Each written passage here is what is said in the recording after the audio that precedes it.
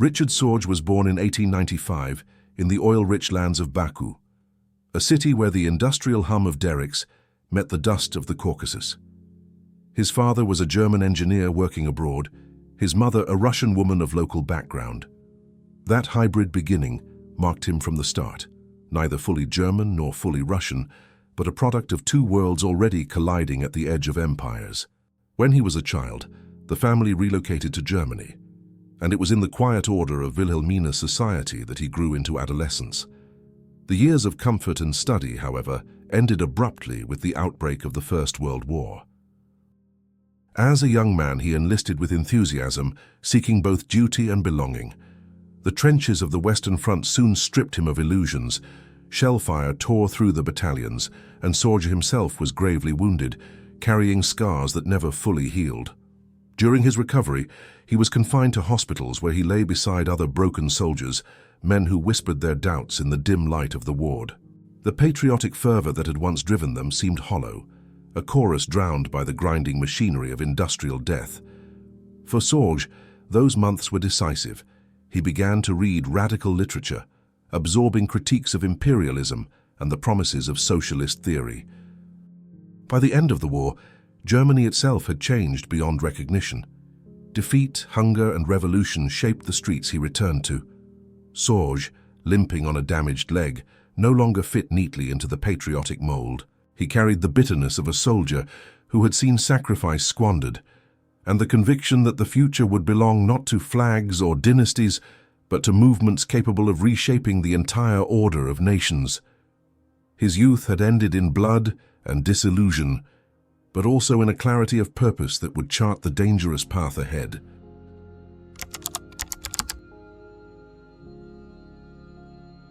The collapse of the German Empire left behind a generation adrift, and Richard Sorge was among them. The streets of Berlin and other industrial cities seethed with hunger, strikes, and mutiny. Soldiers returned home to unemployment, veterans' uniforms faded into rags, and the promises of the old order dissolved into resentment. It was in this climate that Sorge moved from disillusion to conviction. He immersed himself in political meetings, standing among men who argued that the war had not been fought for the people, but for dynasties and capital. Their words resonated with the bitterness he carried from the trenches. In 1919, he joined the Communist Party of Germany, one of many restless veterans who sought a new framework for their shattered lives. His sharp mind, coupled with his experience at the front, gave him credibility in debates that often turned violent. He wrote articles that dissected the failures of the old elites, drawing the attention of party organizers. Journalism, he discovered, was more than a profession. It was a shield and a weapon, a way to navigate between legality and conspiracy.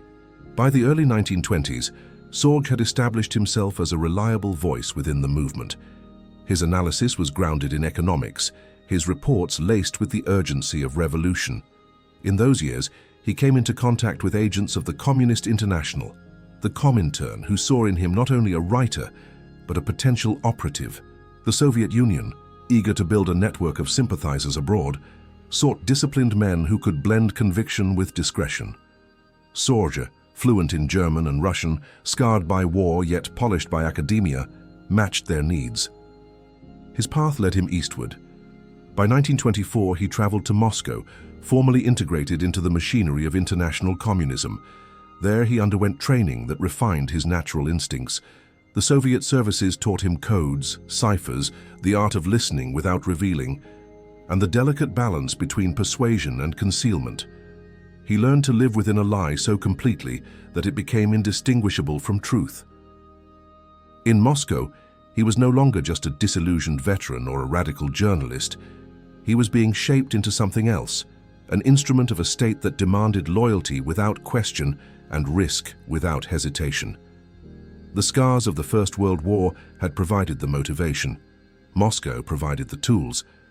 By the end of the decade, Richard Sorge was ready to step beyond Germany into the wider stage where his double life would unfold.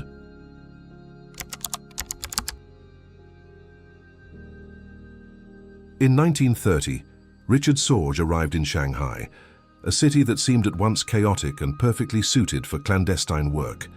It was a metropolis divided by colonial powers, a patchwork of foreign concessions where the rules of law blurred and every alley concealed a different allegiance. To the casual observer, Sorge appeared to be exactly what he claimed, a German journalist, educated, sociable, with a taste for conversation and drink. Behind that facade, however, he was building the foundations of a network that would transform him from political agitator into professional spy. Shanghai was a laboratory of intrigue. Soviet interests, Chinese nationalists, Western businesses, and Japanese ambitions clashed daily.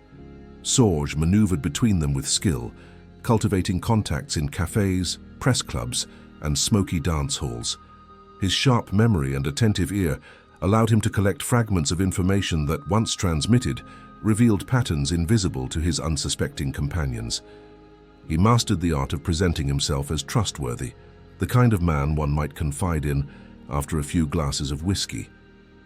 It was also in Shanghai that Sorge learned the practical mechanics of espionage. He coordinated with Soviet handlers, established secure methods of communication, and supervised operators who worked the radios hidden in cramped apartments.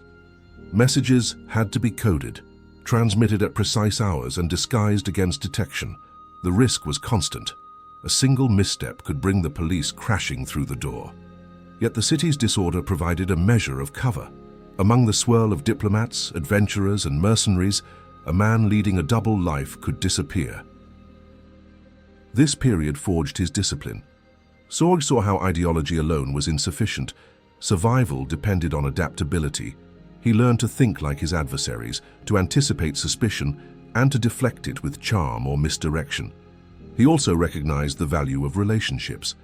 A friendly word to a shipping clerk, a cultivated bond with a local journalist, or a discreet gift to an official could yield intelligence far more valuable than ideological loyalty. By the time Sorge left Shanghai, he had become more than a theoretician of revolution. He was an operative capable of weaving lies into a seamless garment of credibility. The city had tested him with danger and rewarded him with experience. It was here, amid the neon signs and crowded streets, that he acquired the instincts that would later allow him to penetrate the heart of Japan's political and military elite. Shanghai had been his proving ground, and he passed through it with the confidence of a man who understood that espionage was not just about secrecy, but about persuasion and endurance.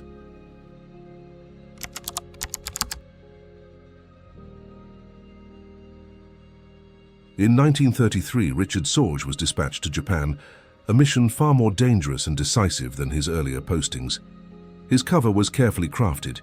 He entered the country as a correspondent for German newspapers, a loyal citizen reporting on Far Eastern affairs. The timing was perfect.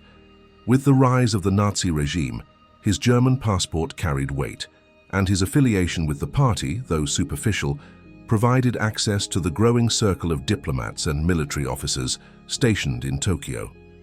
To them, he was not a suspect, but a compatriot, a journalist whose sharp analysis of politics and war earned both respect and trust. Tokyo in the 1930s was a paradox of modernity and secrecy.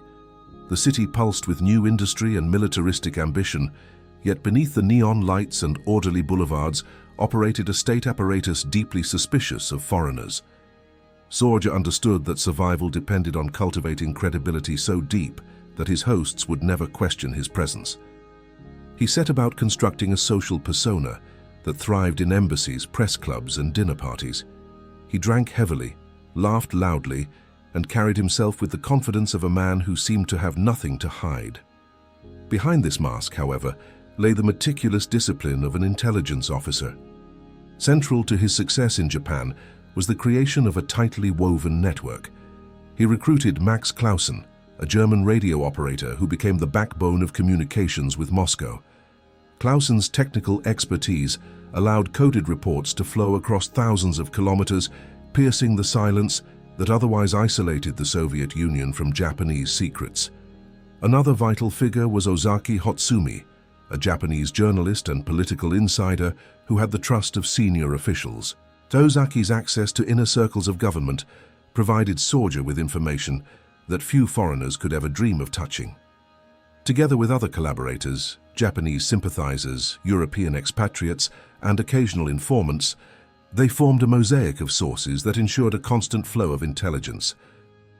Sorge's method was deceptively simple. He placed himself at the center of conversations and listened. At embassy gatherings, he absorbed the unguarded remarks of German officers boasting of military plans. At Japanese dinners, he captured the nuances of policy debates, the subtle shifts in alliances, and the hesitations of generals weighing strategy. His network supplemented these fragments with documents, observations, and rumors, all of which he sifted carefully before transmitting to Moscow. The reports he sent were not the wild speculations of a partisan, but measured assessments grounded in detail. This reliability would later give his messages their strategic weight. Maintaining such a network demanded constant risk. Surveillance in Japan was pervasive, and the Toko, the special hire police, kept a watchful eye on political dissent. Sorge knew that a single intercepted message or careless remark could unravel everything. To guard against this, he lived his cover with conviction. His open admiration for Germany's growing power convinced many that he was a Nazi loyalist. His colleagues at the German embassy considered him one of their own, a man who understood the Reich's mission in Asia. This deception was so complete that he was sometimes consulted on matters of policy, further deepening his access to confidential discussions. Yet the life of duplicity came at a cost. Sorge was a man of contradictions, disciplined in his craft, but reckless in his personal habits. He drank excessively, drove his motorcycle at dangerous speeds through Tokyo streets, and engaged in numerous affairs. These behaviors, while risky, paradoxically reinforced his cover. To his companions, he appeared too visible, too flamboyant, too careless to be a spy. The mask of indulgence shielded the core of precision that defined his work. By the late 1930s, Sorge's network had matured into one of the most effective intelligence operations of the era. His reports to Moscow painted a vivid picture of Japanese politics and its relationship with Germany. He warned of the growing ties between the Axis powers, analyzed Japan's ambitions in China, and assessed its military readiness. Each message added another thread to a tapestry that would prove crucial when global war engulfed Europe and Asia alike. Tokyo had not been an easy assignment, but Sorge thrived within it. His ability to merge seamlessly into German diplomatic society while simultaneously penetrating Japanese decision-making circles was an achievement unparalleled in the history of espionage. The risk was omnipresent, yet he seemed to embrace it, believing that the value of the information justified any danger. As he rode through the city on his motorcycle, leather coat billowing, he carried not only the appearance of a roguish journalist, but also the burden of secrets capable of altering the fate of nations.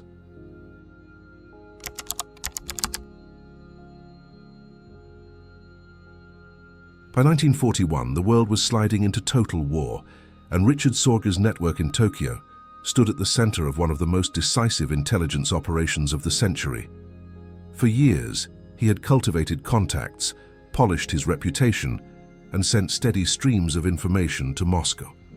But it was in the tense months leading to the German invasion of the Soviet Union that his work reached its climax. Sorge pieced together the pattern with care. German diplomats in Tokyo, confident in his loyalty, spoke freely of the Reich's ambitions. Reports from Berlin hinted at preparations on an unprecedented scale, and the embassy chatter carried an undercurrent of certainty.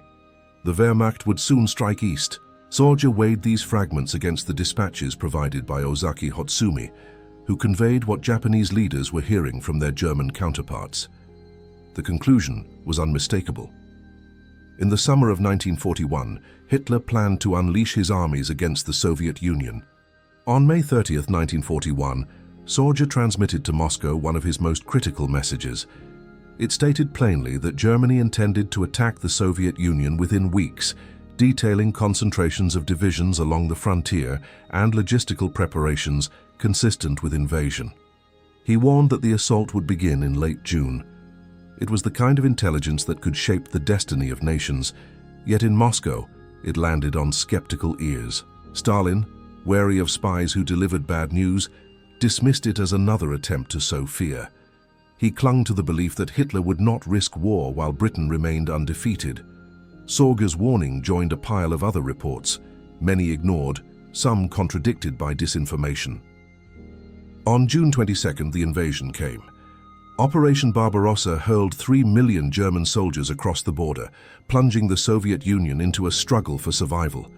Sorge's accuracy was vindicated, but vindication meant little in the chaos of the opening battles.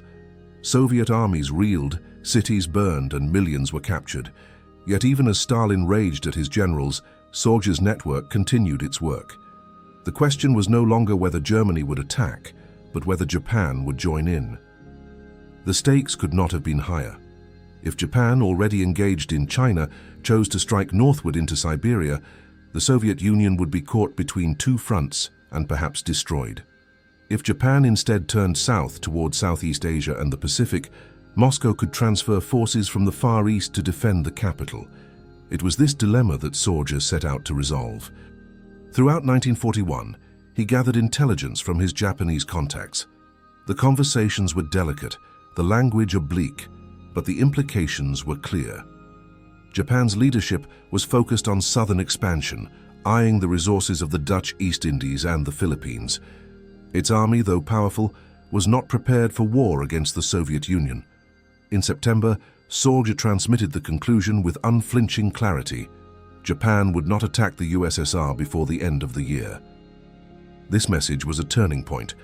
For the Soviet High Command, it meant that the divisions massed in Siberia, hardened by brutal winters and trained for extreme conditions, could be redeployed west. In the autumn of 1941, as German armies advanced on Moscow, these reinforcements began arriving by rail, bringing with them the resilience and firepower that the Red Army desperately needed. The counteroffensive launched in December pushed the Wehrmacht back from the gates of the capital, marking the first major reversal of Hitler's war. Though his name was never spoken in public, Sorge's role was decisive. His reports provided the confidence Stalin required to strip the eastern frontier of its defenders and concentrate them where the war's outcome would be decided. Without that assurance, hesitation might have delayed the transfer and Moscow could have fallen. Historians later debated how much weight Stalin truly gave to Sorge's intelligence, but few denied that it aligned with the strategic decisions that saved the Soviet heartland. For Sorge, these victories were invisible. He lived still under the mask of a German journalist, attending embassy functions, riding his motorcycle through Tokyo, sharing drinks with men who would have condemned him to death had they known the truth. The burden of secrecy was immense, yet it was born with the knowledge that the information he transmitted was measured in lives, armies, and the survival of a nation. In the end, the Great Report of 1941 was not a single message but a chain of them. Fragments of overheard boasts, whispers in political salons, carefully phrased analyses transmitted across radio waves. It was the culmination of years of deception and discipline, distilled into conclusions that altered the course of the war. Sorge could not see the battles his intelligence influenced, but he understood their significance. From a cramped Tokyo apartment, through the static of a clandestine transmitter, he had reached into the heart of history.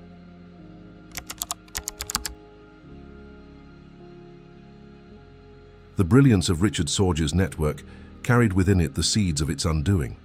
For years, the group had operated under the gaze of Japanese counterintelligence, shielded by the audacity of its cover and the seeming improbability that such an operation could exist in the heart of Tokyo. But no deception is perfect forever.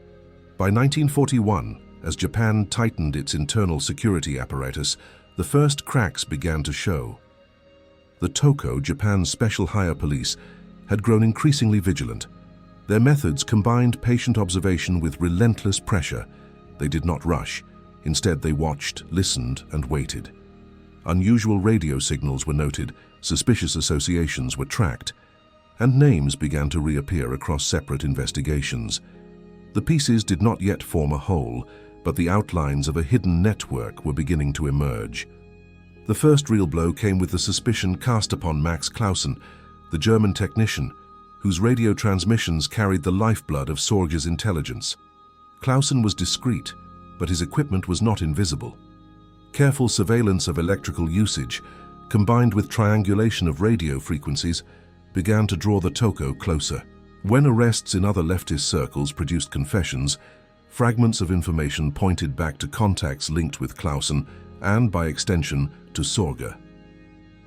Meanwhile, pressure mounted on Japanese collaborators. Ozaki Hotsumi, despite his brilliance and access, had attracted attention for his unusual connections. His conversations with Sorge, though often in public settings, did not escape notice. The authorities marked him as a man of interest, and when interrogations elsewhere exposed hints of an inner circle tied to foreign communists, his name rose higher on the list of suspects. The unraveling was not sudden but cumulative. Interrogations of minor figures yielded admissions, sometimes under duress, sometimes out of fear. Each statement chipped away at the walls of secrecy. By mid-1941, the Toko had quietly assembled a dossier that made arrests inevitable. On October 18, 1941, Sorge himself was taken into custody. The man who had walked so boldly through embassy halls, who had charmed German diplomats and Japanese officials alike, was dragged from his life of masks into the harsh light of interrogation. The collapse of the network was methodical.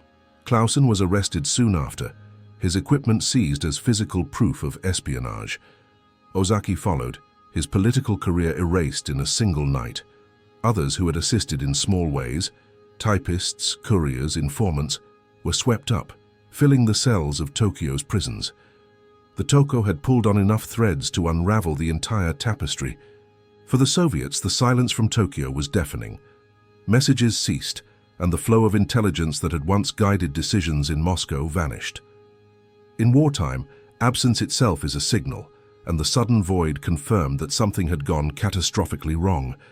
Yet in Moscow there was little they could do. Sorge and his network were alone, cut off, facing a system that prized confession above all and would not rest until guilt had been extracted. Thus ended one of the most successful espionage operations of the modern era, not in a dramatic firefight or daring escape, but in the slow tightening grip of surveillance and suspicion. For Sorge, capture was not unexpected. He had lived for years knowing that discovery was only a matter of time. What he could not know was how long the ordeal would last, nor how mercilessly the machinery of Japanese justice would press its advantage.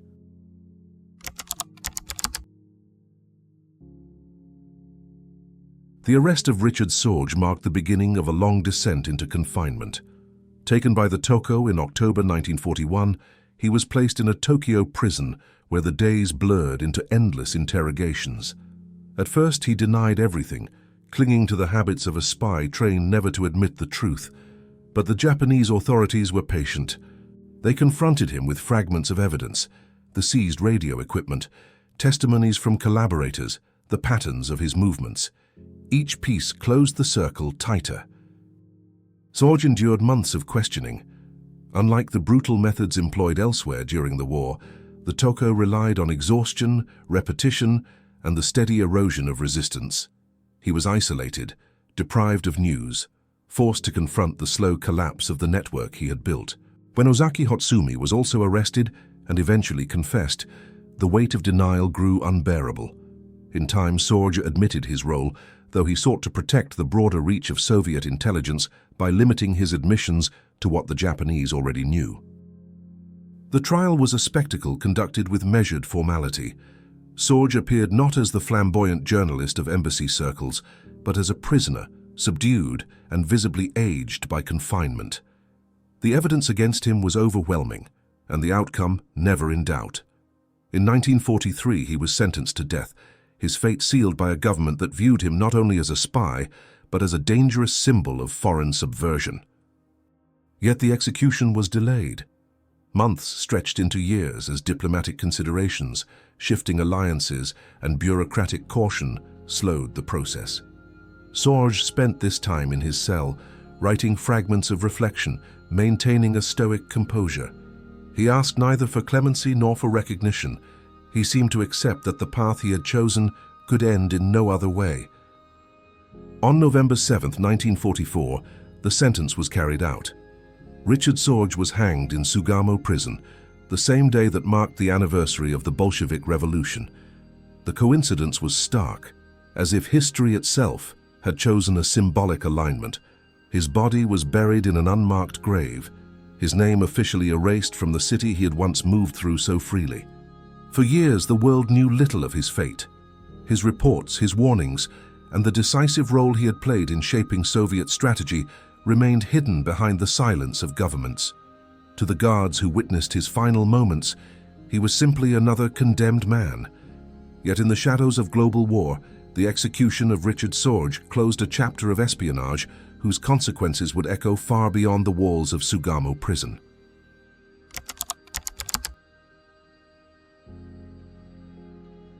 For nearly 2 decades after his death, Richard Sorge's name remained buried under secrecy. The Soviet Union, preoccupied with rebuilding and with controlling its own narrative of wartime triumph, chose silence. Official histories made no mention of the man whose reports had influenced critical decisions. To admit reliance on a spy operating under German cover, arrested and executed in Japan, did not fit neatly into the image of Soviet invincibility. In the West, Sorge's story surfaced more slowly. Journalists and historians pieced together fragments from captured Japanese documents, testimonies of former officials, and whispers carried by diplomats. Even then, the scope of his achievements seemed improbable. Could a single network operating in the shadows of Tokyo have altered the balance of a world war? The question lingered, shaping his reputation as equal parts legend and reality. Only in 1964 did the Soviet Union officially recognize him. Posthumously, Sorge was declared a hero of the Soviet Union, the highest honor the state could bestow.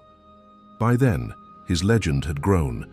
The spy who had foreseen Hitler's invasion, the operative whose certainty about Japan's intentions freed Stalin's hand to redeploy Siberian divisions. In Moscow, his name was inscribed into the pantheon of wartime heroes, celebrated in films, books, and commemorations.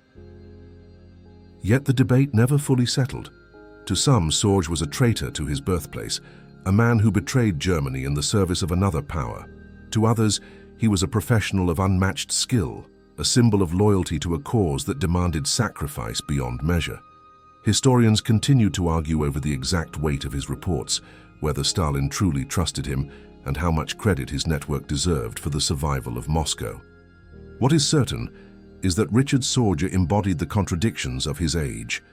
He was both insider and outsider, a German who served Soviet interests, a man who appeared reckless yet practiced discipline in his work. His life revealed the hidden dimensions of a war often remembered only for its battles and leaders. The silent war of intelligence, fought in apartments and embassies, proved just as decisive. Today, monuments stand in Moscow and Tokyo alike, reminders of the spy who lived and died between 2 worlds. His story endures not only as a tale of espionage, but as a lesson in the fragility of power, the cost of secrecy, and the ability of a single individual operating in the shadows to shape the course of history.